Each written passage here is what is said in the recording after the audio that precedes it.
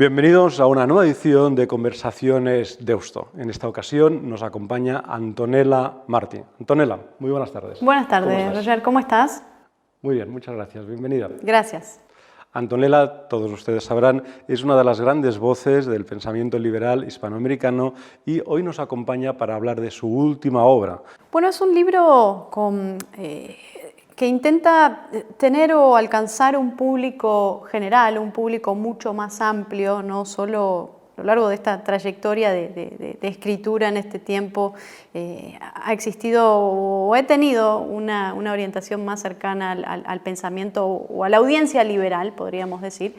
Pero este libro viene a expandirse mucho más porque nos encontramos con temáticas diversas, no solamente hablando en términos de liberalismo, sino que abarcamos distintas ideologías, distintas ideas, a pensadores, hitos históricos. Es un libro que tenemos 365 cápsulas, ¿no? 365 temas para adquirir conocimiento de una manera sintetizada, sencilla, al alcance de todos, para un público general, ¿no? Desde chicos hasta adultos, con un lenguaje que se puede comprender muy fácilmente y distintos temas, ¿no? Que ahora vamos a ir conversando, me imagino, resumidos y al alcance de la mano de la audiencia, ¿no? O del lector en este caso. Podríamos decir, Antonella, que es un libro que recoge las 365 píldoras de conocimiento que necesitas saber para saber todas aquellas cuestiones imprescindibles para poder tener una mente abierta, una mente que sea capaz de entender exactamente cómo funciona el mundo, quiénes son los grandes pensadores, las grandes corrientes, etcétera, etcétera.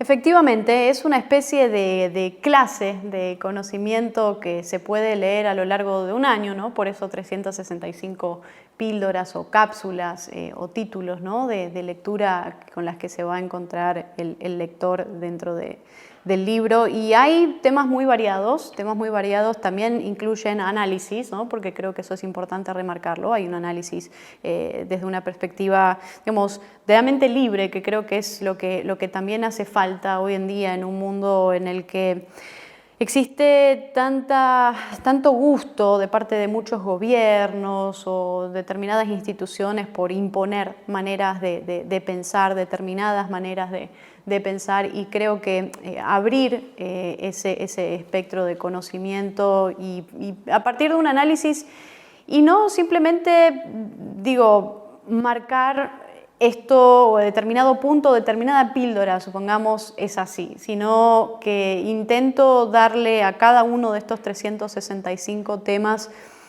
un disparador para que el lector pueda hacer su propio análisis respecto de esto, debatiendo y tocando temas que también pueden ser temas que se comprenden, ¿no? Quizás como tabú dentro de nuestras sociedades, incluso hoy, ¿no? En pleno siglo XXI, temas que tienen que ver con la libertad individual. Se habla mucho sobre libertad cultural, libertad individual, pero más allá de eso es un repaso histórico, ¿no? Que es la primera parte, iniciando desde el nacimiento del cosmos, ¿no? Con esa perspectiva, y terminamos, ¿no? Con un largo repaso sobre ideas, pensamientos políticos, pensamientos económicos, distintos conceptos, cosas que incluso le pueden servir a un chico en colegios o a jóvenes en universidades, para encontrar un resumen, una especie de resumen de determinados temas que van a estar estudiando a lo largo de su trayectoria como estudiantes, pero también para muchos adultos o personas que estén interesadas en tener al alcance de la mano un análisis sobre temas también bastante controversiales, podríamos decir. Se habla mucho sobre religión, se habla sobre temas de libertades individuales, libertades culturales, que creo importante ponerlas sobre la mesa y empezar a debatirlas y promover el análisis crítico o el pensamiento crítico sobre todas estas temáticas, ¿no? De hecho, sería algo así como una guía express. Si vas a Roma y solo tienes un fin de semana, no puedes dejar de ver esto y esto. En la primera parte, por ejemplo, que comentabas, que es la historia del cosmos y del ser humano, empiezas desde el Big Bang y luego vas describiendo en estas pequeñas pildoritas todos los acontecimientos imprescindibles para conocer la historia del ser humano. Y decíamos desde el Big Bang hasta la caída del muro o la crisis financiera de 2008. Es decir, tienes una serie de píldoras para saber exactamente y de modo muy sucinto, de manera muy resumido, todos los grandes acontecimientos que han moldeado la historia del hombre desde los orígenes hasta nuestros días, para que sepas perfectamente, de esa manera abreviada, cuál es la historia del ser humano y cuáles han sido los grandes hitos por los cuales esta historia ha ido transcurriendo. Sí, claro, y creo que ese es uno de los primeros puntos, ¿no? En los que intento hacer énfasis a lo largo de esta obra, claramente empezando desde el Big Bang y terminando, ¿no? Hasta la caída del muro, la caída de la Unión Soviética, digamos, todo lo que viene después a partir de este nuevo siglo, y los procesos, ¿no? históricos que van marcando y moldeando al ser humano, pero como decías también, lo que nos lleva a ser seres humanos, ¿no? y el proceso de desarrollo precisamente de ese pensamiento crítico, bueno, el repaso sobre la ilustración, ¿no? Cómo la ilustración va cambiando el mundo para siempre, la importancia de la revolución industrial, cómo eso también modifica el mundo tal como lo conocíamos hasta ese momento, pero también determinados hechos o momentos de la historia que también han, por los que quizás muchos seres humanos, ¿no? Creo que esto es un punto que hay que marcar, por los que muchos seres humanos padecieron y sufrieron como una consecuencia de determinados modelos de poder, ¿no? Ya sea de parte del Estado, de parte de religiones, de parte de cualquier institución que pueda alcanzar el poder e imponerlo. Entonces hacemos repasos sobre, bueno, temas como guerras religiosas, inquisición, persecuciones, ¿no? determinadas al libre pensamiento. Es un repaso bastante completo, ¿no? Eso ocupa la primera parte, que son los grandes hitos, ¿no? de la historia del cosmos y de la historia del ser humano, ¿no? De cómo llegamos hoy al lugar en el que estamos y por qué tenemos que seguir pensando en generar no solamente nuevo conocimiento, sino también un pensamiento crítico donde se pueda hacer análisis sobre determinados temas y poder generar esta apertura de ideas que, bueno, a fin de cuentas es lo que busca la obra, ¿no? Claro, porque todo el libro versa de algún modo sobre la libertad y la conquista de la libertad. En estas 9 partes que comentábamos, la segunda ataca directamente la libertad cultural, es decir, todas aquellas cuestiones que tienen que ver con la libertad cultural. Aquí hablamos de gestación subrogada, de identidad de género, de trabajo sexual, de educación, de aborto, educación sexual, por supuesto, libertad religiosa, adopción de menores, derechos del niño, multiculturalismo. ¿Cómo definirías esta obra o cuáles crees que son los grandes hitos o grandes hallazgos y grandes avances en lo que a libertad cultural se refiere?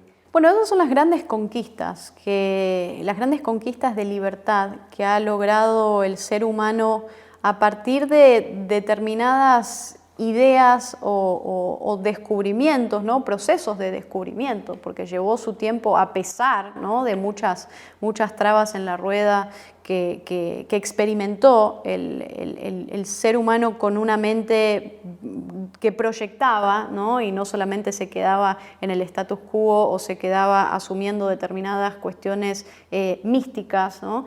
Sino pensar más allá, ¿no? Iniciando incluso, ¿no? en la Grecia clásica, en los milesios, en todo el pensamiento que empieza a poner en jaque, ¿no? esta idea puntual mística, ¿no? que creo que todavía existe en buena parte y, bueno, y que existió a lo largo, digamos, en los últimos milenios ha estado muy presente, ¿no? Y ha marcado mucho la historia y el desenvolvimiento de cómo nos convertimos en lo que somos hoy día. Entonces, yo creo que el punto radica en entender estos conceptos, ¿no? Muchos de los que vos mencionabas recién, temas como libertad sexual, gestación subrogada, derechos LGBT, legalización de drogas, feminismo incluso, temas que tienen que ver con la vida diaria del ser humano, porque no todo trata de economía, No todo trata, bueno, incluso digo, las decisiones o las libertades individuales son también libertades económicas o decisiones económicas, pero no podemos quedarnos únicamente en los tecnicismos, a eso me refiero, relacionados a la economía, como la importancia de reducir el gasto público, de reducir la presión tributaria, de bajar la emisión monetaria y demás, sino que hay que ir más allá, ¿no? Porque creo que estos son temas importantes, son temas cruciales, temas que tienen que ver con la dignidad humana, con la importancia de que cada ser humano viva su vida de la manera que más le gusta y poder sostener estas conquistas, ¿no? Estas conquistas de libertad que se ha dado el mundo en estos últimos años, ¿no? En estos últimos 200, 300 años, partiendo, digamos, y a raíz o como consecuencia de el momento donde la Ilustración, el pensamiento liberal, el liberalismo clásico también, o ese momento histórico en el que entendemos que hay que separar la religión del poder, la religión del Estado. Eso cambia la historia para siempre. Y entender la importancia de ponerle límites a los que gobiernan, eso también transformó para siempre la sociedad y al ser humano como tal, ¿no? Restringiendo o limitando el poder, ¿no? Creo que ese es el punto, limitar el poder y aprender a limitar el poder, que es algo que hoy lo seguimos padeciendo muchos, ¿no? En América Latina, pasa en Europa también, con distintos líderes, mesías, populistas que aparecen, que insisten, ¿no? en aumentar el poder y aumentar el tamaño del Estado, pero a fin de cuentas los que se perjudican a partir de ese tipo de medidas son los individuos, ¿no? los habitantes. Así que creo que ese tipo de conquistas son muy importantes, las conquistas relacionadas o referidas a la libertad individual, libertad cultural, y creo que el impulso, uno de los grandes impulsos del liberalismo tiene que ver con esto, ¿no? Con esa defensa. De hecho, en la segunda parte, como bien dices, comentas las grandes conquistas de la libertad cultural, y en la tercera parte te adentras ya en los grandes enemigos de la libertad. ¿Cuáles han sido históricamente los grandes enemigos, las personas, movimientos, pensamientos que más obstáculos han puesto a la conquista de la libertad? Bueno, hay muchos, y quizás no solamente históricos, ¿no? Sino también enemigos con los que se convive generalmente, bueno, temas como bullying, ¿no? El bullying, el acoso escolar, que también se puede ver, creo que es un tema importante para abarcar y para hacer frente, cómo hay distintos métodos, ¿no? Como el caso de Finlandia, que ha hecho frente o ha encontrado mecanismos o maneras de enfrentarse a eso. O sea, no es solamente, digamos, los enemigos de la libertad en el concepto general económico, político, sino también en la vida diaria, ¿no? de las personas y cosas a las que se pueden enfrentar. Pero dentro de todo esto, bueno, he mencionado cuestiones como la Inquisición, las guerras religiosas, también la esclavitud, ¿no? Muchos de estos asuntos que han llevado al control sobre las personas, al control de parte del Estado o de las religiones, insisto, sobre los individuos, como la mujer incluso, ¿no?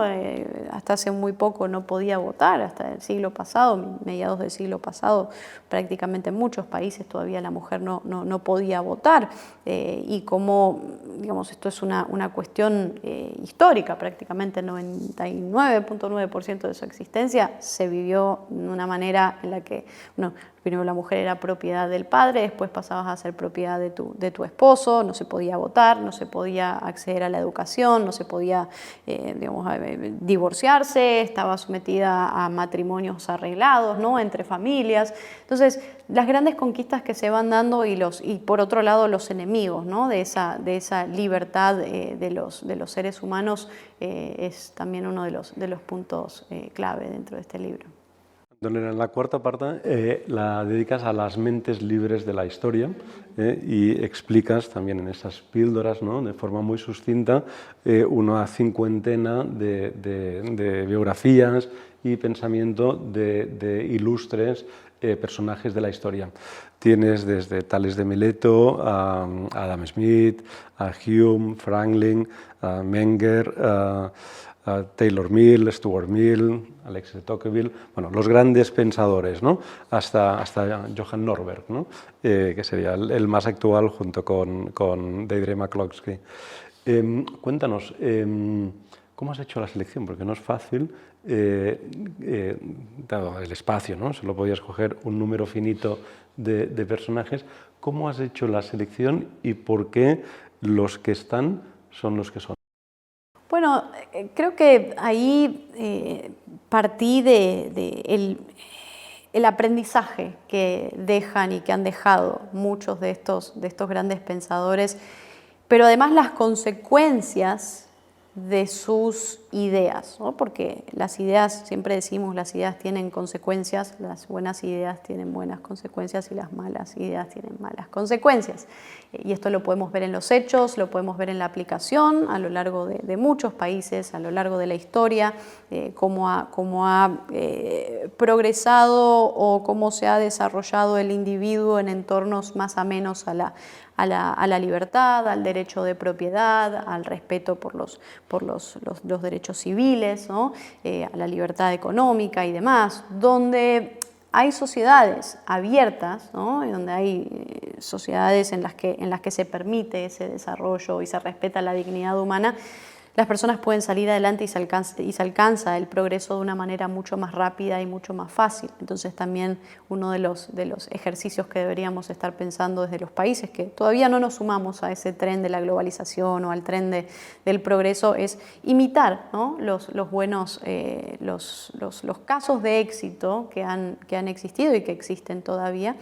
Pero yo creo que hay que partir, o al menos desde este libro partí en este capítulo de los pensadores que dejaron su impronta y que con sus ideas cambiaron el mundo. Y cambiaron el mundo para bien, con ideas que fueron sanas y que dieron consecuencias o que tuvieron resultados sanos para el ser humano, sanos en el sentido de respeto, donde uno no viola los derechos de los demás, donde existe una igualdad ante la ley, donde se promueve el aumento del respeto por los derechos y las libertades de los individuos, ¿no? Entonces, partiendo, insisto, desde Tales de Mileto, Anaximandro, que son los primeros que empiezan a generar este despertar del conocimiento científico, planteando un modo de pensar distinto, ¿no? Respecto de lo místico o la manera de entender por primera vez el cosmos de una forma racional, ¿no? Intentando, ¿no? En su momento razonar para comprender la realidad, para comprender lo que nos rodea, y se hace un avance, ¿no? Desde ahí en adelante. Hablamos de Aristóteles, Hipatia de Alejandría, ¿no? Una mujer que fue muy importante, una de las primeras matemáticas y, digamos, en todo sentido, el conocimiento que generó, la enseñanza que generó y bueno, cómo terminó trágicamente su vida asesinada, ¿no? por los fanáticos del cristianismo en su momento, y termina prácticamente despellejada en público y la asesinan, y con eso apagan una de las estrellas, de las luces más importantes que ha tenido el conocimiento a lo largo de la historia de la humanidad. Y bueno, se sigue avanzando en todo este proceso. Somos pensadores como Giordano Bruno, también víctima más tarde, ¿no? Pero víctima de la Inquisición, por pensar distinto, por plantear un cosmos desde otra visión, por plantear la existencia desde otra visión que no fuera una concepción mística o religiosa de la realidad o del entendimiento, de la comprensión, ¿no? de cómo son las cosas. Y bueno, y pasando también a los pensadores de la Ilustración, cómo eso cambia para siempre, desde John Locke, desde Adam Smith, los padres fundadores de Estados Unidos, Frederick Douglass también, que lideró el movimiento en contra de él fue esclavo, escapó de la esclavitud y lideró un movimiento en contra, ¿no?, de la esclavitud, a favor del abolicionismo, siendo también siendo uno de los asesores de Lincoln en su momento, y esto también, ¿no?, generó un gran cambio a favor de la libertad de muchos individuos. Y bueno, hemos hecho un repaso también con pensadores un poco más del siglo pasado, ¿no?, ya desde Friedrich Hayek hasta Ludwig von Mises, incluso Ayn Rand, ¿no?, y como mencionabas un poco los nuevos, los de este siglo, desde Mario Vargas Llosa a Deirdre McCloskey, a Johan Norberg, también con obras muy importantes, obras que cambian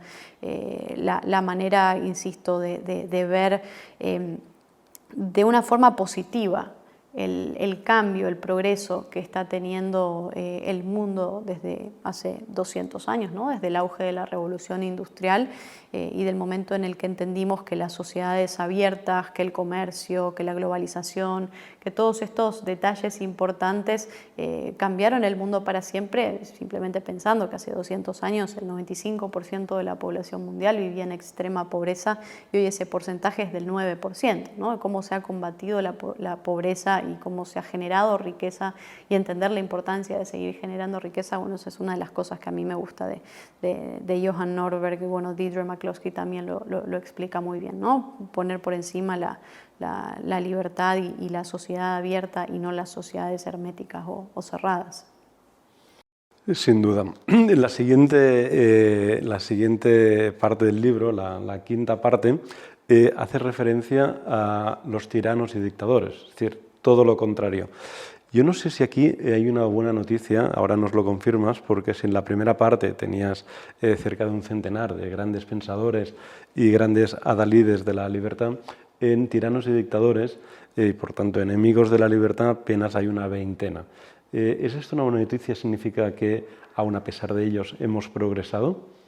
Ahí no hay tantos dictadores o colectivistas como hay en el caso del libro mencionados pensadores de la libertad, pero vale recordar y vale mencionar que esos 20 y tantos colectivistas hicieron Mucho daño. una cantidad de daño que no tiene nombre, ¿no? Que cuando uno lo piensa siquiera se puede imaginar la cantidad de muertes, la cantidad de violaciones a los derechos humanos, de todo el atraso, ¿no?, que han generado muchos de estos dictadores o tiranos, y que bueno, empiezan de la talla de Lenin hasta un Stalin, hasta Fidel Castro, Hugo Chávez, Franco en España, Pinochet en Chile, muchos de estos dictadores que causaron estragos, ¿no?, en las sociedades, que dejaron heridas que todavía hoy en muchos lugares siguen abiertas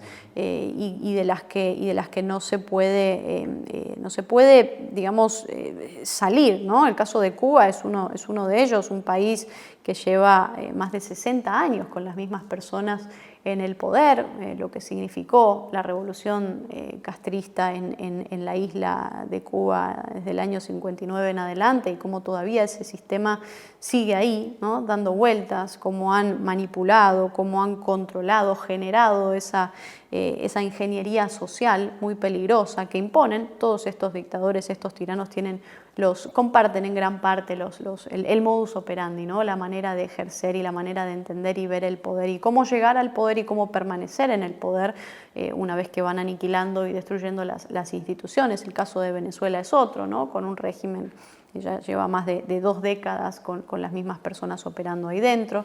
Entonces, bueno, creí que es importante, ¿no?, también tener en cuenta este tipo de cuestiones. Mencioné también a Ernesto Che Guevara. Creo que hay que romper muchos mitos, ¿no? El Che Guevara fue una persona que abiertamente expresó su gusto por matar. Le gustaba matar personas, abiertamente lo dijo en la Asamblea de las Naciones Unidas, dijo, y lo cito, fusilamiento sí, hemos fusilado, fusilamos y seguiremos fusilando mientras sea necesario. Escribió una carta a su padre, que se pueden encontrar, ¿no?, en las cartas, en sus diarios, una carta a su padre donde le decía, papá, me di cuenta que me gusta matar, y explica, ¿no?, también todas cómo fusilaba gente. Tenía a cargo, de hecho, la Cabaña, que era un pelotón de fusilamientos en la isla de Cuba, donde se fusilaban personas que no encajaran en ese modelo perfecto del revolucionario, del hombre nuevo marxista. Mataban homosexuales, a personas que no pensaban de la misma manera. Entonces creo que romper con estos mitos hoy en día es muy importante, porque hay una juventud que no conoce, que no se ha dedicado muchas veces a profundizar sobre quiénes son sus líderes o sus ídolos, ¿no? Y con una educación que tampoco ha colaborado en que se conozca eso. Entonces, dentro de este libro lo que busco hacer es que se dé a conocer la historia completa, ¿no?, real de este tipo de personajes, y romper con todos estos mitos que levantan, ¿no?, a los líderes mesiánicos, los redentores, los salvadores, que muchas veces lo hacen por una gloria efímera, ¿no?, en un planeta como este. Sin duda. Antonella, en la sexta parte hablas ya de conceptos de economía política y te adentras en las cuestiones más ideológicas y hablas de liberalismo, de objetivismo, nacionalismo, despotismo, de anarquismo, fascismo, conservadurismo, de las distintas escuelas, ¿no? Hablas también de proteccionismo, de dinero, conceptos como el patrón oro, las criptomonedas, sobre los subsidios, la lucha de clases, etc. Todos son conceptos conocidos, pero hay alguno que te preguntas ¿por qué está aquí? Yo te quería preguntar, a lo largo de la investigación y redacción y elaboración del libro, ¿has descubierto algún concepto que igual no le habías dado tanta importancia o generalmente no le damos tanta importancia y luego estudiándolo un poco más a fondo te has dado cuenta de que tuvo mucho más influencia de la que generalmente le atribuimos? Bueno, sí, hay varios de esos conceptos que marcaron de alguna forma, bueno, esto también lo dijo en su momento John Maynard Keynes y también lo decía Hayek, ¿no? El rol que tienen los intelectuales en la sociedad, o las ideas, el rol que tienen las ideas en el cambio de opinión pública, y cómo uno a veces está o recibe la influencia, recibe esa influencia de parte de pensadores que uno ni siquiera sabe, ¿no? Simplemente adquiere de manera, general el pensamiento, las ideas, la filosofía o cosas, ¿no?, maneras de ver, maneras de entender la economía, la política o la realidad, a partir de personas que, bueno, claramente ya no están, pero que dejaron ahí su impronta, y creo que ese es un punto interesante. Creo que el rol del keynesianismo es muy marcado, esta concepción, bueno, desarrollada también, ¿no?, a partir de las propuestas de John Maynard Keynes a lo largo del siglo pasado, y cómo desde su propuesta de mayor gasto, de mayor control de la economía en cuestiones de crisis y demás, cómo eso ha calado en la forma de hacer política y de resolver o de intentar resolver, porque no resuelven, claramente funcionan como parches ese tipo de medidas de política pública, de parte de los políticos, ¿no? Lo que sugieren las propuestas. Creo que hay una influencia muy importante del keynesianismo, del mercantilismo, que es otro de los temas de los que también se habla a lo largo del libro, pero también, insisto, romper con la cantidad de mitos, ¿no? Se habla también del neoliberalismo, la idea del neoliberalismo. Siempre digo que la izquierda acusa al liberal de ser neoliberal y la derecha acusa al liberal de ser liberprogre o marxista cultural o todos estos términos, y eso deja expuesta la gran ignorancia de parte de quienes usan esos dos términos, tanto de la izquierda como de la derecha, respecto de lo que es el liberalismo. Ninguno parece conocer o entender lo que es verdaderamente el liberalismo, ¿no? Donde está la libertad como eje o como valor, ¿no? Supremo por encima de todo, y donde la libertad no se divide, donde la libertad no es un juego de suma cero, donde se respeta la libertad completa de las personas, que cada uno pueda decidir sobre su propia vida sin que otros decidan por vos, ¿no? La libertad te garantiza que seas vos el que toma tus propias decisiones.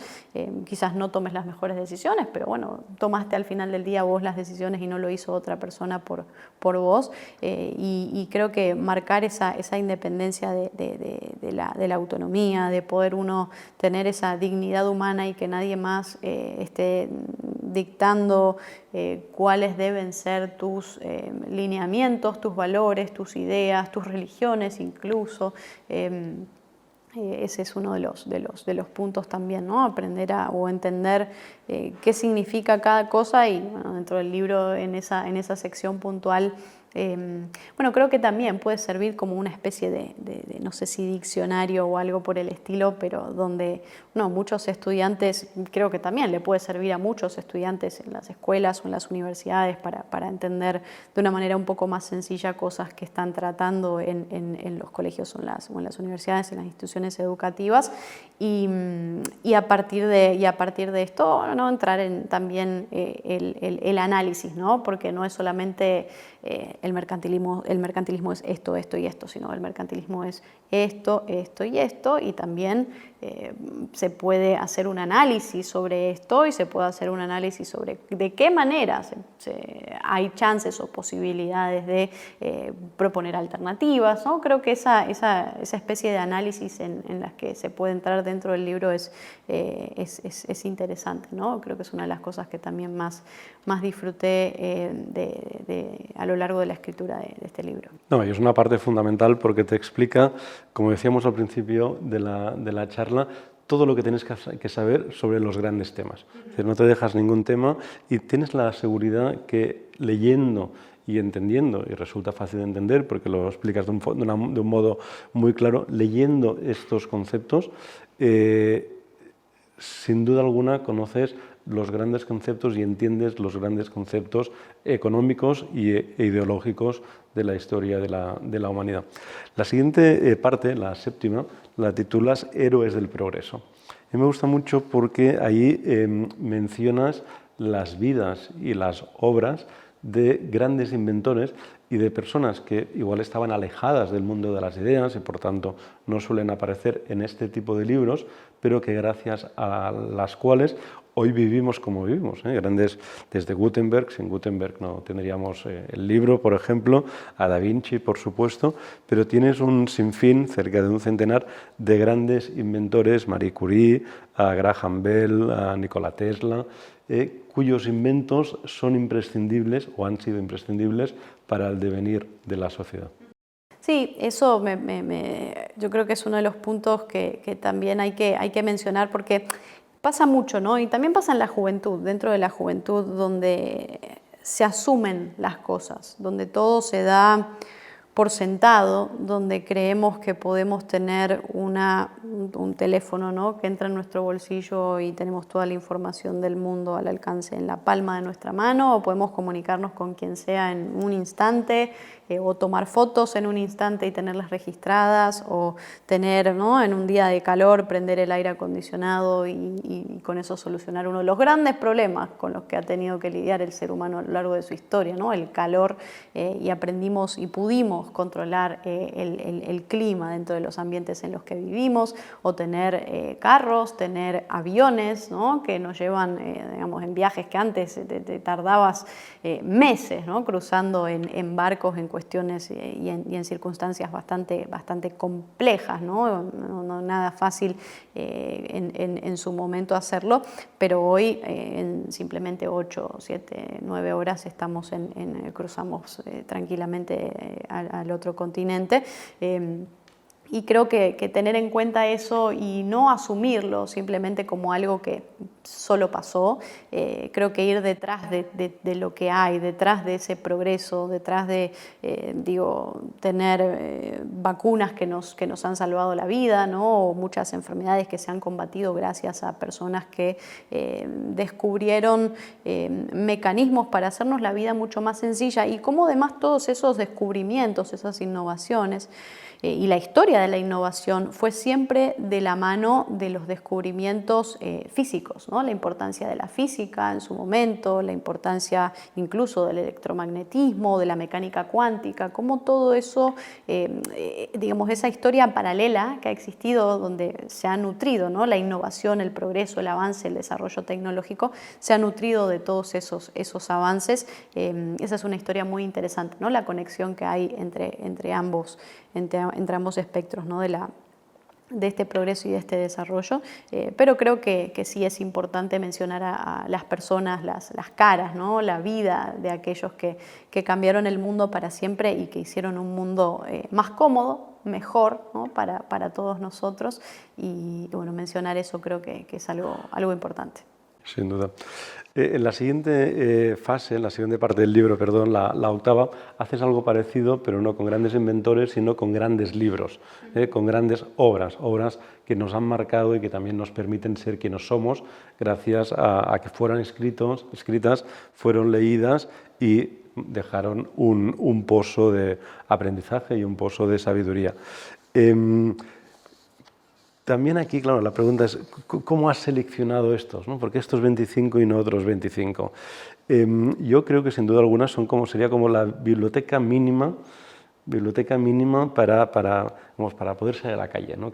Así, los libros que hay que leer para saber o poder entender cómo funciona el mundo. Tienes desde La llamada de la tribu de Vargas Llosa, Porque no soy conservador, de Hayek, tienes libros de Ayn Rand, Filosofía, ¿quién la necesita?, o El nuevo intelectual, tienes La ley de Bastiat, de Animales a dioses, de Harari, tienes Defensa de la ilustración, de Pinker también. Cuéntanos, ¿cómo has hecho esta selección y qué cuentas de cada libro? ¿Te sirve lo que cuentas para entender algo el libro?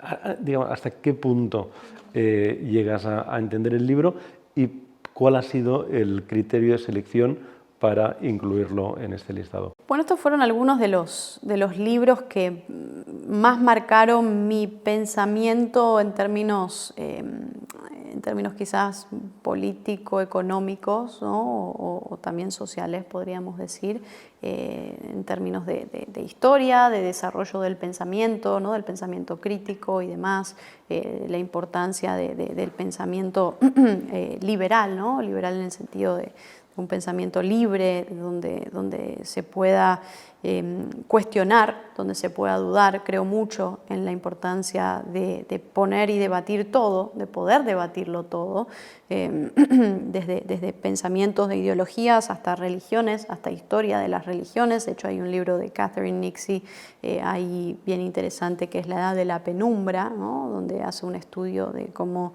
desde el monoteísmo tuvo una gran influencia en la destrucción del mundo clásico en su momento, ¿no? Antes lo hablábamos con el caso de Hipatia de Alejandría y cómo se destruyó, ¿no? su pensamiento, la prohibición de los libros, ¿no? También hay una de las cápsulas sobre el índice de los libros prohibidos, ¿no? en la época de la Inquisición, y cómo constantemente se persiguió el conocimiento. Creo que esa es una de las cosas que también me motivó a mí a escribir esto, ¿no? De poder traer al alcance del lector una guía, un compendio, un grupo de 365 ideas que se pueden leer en un año, se pueden leer un poquito más rápido también, depende de la rapidez que tenga o del interés, ¿no? Que también tenga el lector, pero donde se pueda conocer toda la parte, ¿no?, de la historia, o sea, no solamente una parte, sino todas las visiones o las aristas de los distintos temas que hoy forman parte del eje, ¿no?, del pensamiento de Occidente, también podríamos decir, ¿no? Un Occidente en el que hay... Hoy en día, y esto pasa mucho, ¿no?, desde los movimientos más nacionalistas o dentro de la derecha nacional populista, donde se hace una defensa, ¿no?, de constante y fuerte de Occidente y los valores de Occidente. Pero yo creo que ahí el punto está en que hacen una defensa de los valores de Occidente previos a la Ilustración. O sea, los valores previos a el surgimiento del pensamiento ilustrado, ¿no? Valores que se aferran más a lo místico, al control, ¿no?, sobre las sociedades, a la unión de la religión y el poder y los peligros que eso representa y representó a lo largo de la historia. Pero yo sí hago una defensa de la importancia de la Ilustración y de los valores y todo lo que se genera a partir de la Ilustración, gracias a personas que se atrevieron a pensar, gracias a las personas que lamentablemente pasaron por circunstancias y con las que, bueno, se las maltrató, se las quemó en la hoguera, se las asesinó y demás, y se las silenció, y que a pesar de todo se fue rescatando el trabajo de muchos pensadores que se atrevieron a ir más allá, a atreverse a pensar, a atreverse a cuestionar, a atreverse a dudar, a atreverse a romper con muchas de los condicionamientos morales, sociales, económicos, políticos, religiosos que uno puede adquirir. Creo que eso también es crucial y fue uno de los impulsos, ¿no?, también a la hora de escribir esta obra, y llegar y traer al alcance, ¿no?, del lector una síntesis de muchos de estos temas que en su momento... A ver, yo lo pienso, si hubiese nacido en una época muy lejana y hubiese querido, ¿no?, escribir este tipo de libro, habría sin lugar a dudas terminado en una hoguera, ¿no? Pero creo importante en un contexto como este, en un mundo que ha avanzado tanto gracias al pensamiento, ¿no?, al conocimiento y a la libertad de pensamiento, a pesar de las trabas que ya hemos hablado, pero poder hacerlo también en honor a muchos de los que lo intentaron y que nos dejaron ese legado y que nos dejaron ese ejemplo de cómo abrazando la razón, abrazando el pensamiento, abrazando el conocimiento, el amor por el conocimiento, se puede progresar y se puede salir adelante y se puede tener sociedades y países mucho más prósperos, con individuos con dignidad humana, con individuos que salgan adelante, que se valgan por sí mismos y que puedan pensar, ¿no? Ayn Rand decía que el ser humano no es, digamos, de por sí alguien pensante, ¿no?, sino que el ser humano tiene que elegir pensar. O sea, el ser humano no es que piensa, el ser humano elige pensar, opta por el pensamiento. Entonces, creo que ese punto es clave también para entender la importancia del conocimiento y el desarrollo del progreso. Sin duda alguna. No, y además te agradecemos este esfuerzo de síntesis para resumir en 365 píldoras todo aquello que resulta imprescindible para conocer la historia de la humanidad, la historia del pensamiento y la historia de la libertad. Suele decirse que el pensamiento no ocupa lugar, pero tú demuestras que es falso, porque todo cabe en 400 páginas, exactamente estas 400 páginas. Bueno, todo lo que entró, hay mucho, ¿no? Hay mucho también que probablemente el lector irá o querrá agregar, y creo que es una guía disparadora para a través de estas 365 píldoras o cápsulas o temas poder disparar otros puntos, pero creo que se cubre bastante, se cubre mucho de los temas. Sin duda, y aún seguro también que será de gran utilidad para todos los lectores que se acercan a Una mente culta, el nuevo libro de Antonella Martí. Antonella, te agradecemos muy mucho la labor de haber escrito el libro, el esfuerzo, por supuesto que lo hayas querido publicar una vez más en Ediciones Deusto, tu casa. y a todos vosotros, los que nos habéis estado viendo y oyendo, os damos las gracias por la atención y os animamos a seguir con la próxima charla. Muchísimas gracias y hasta la próxima.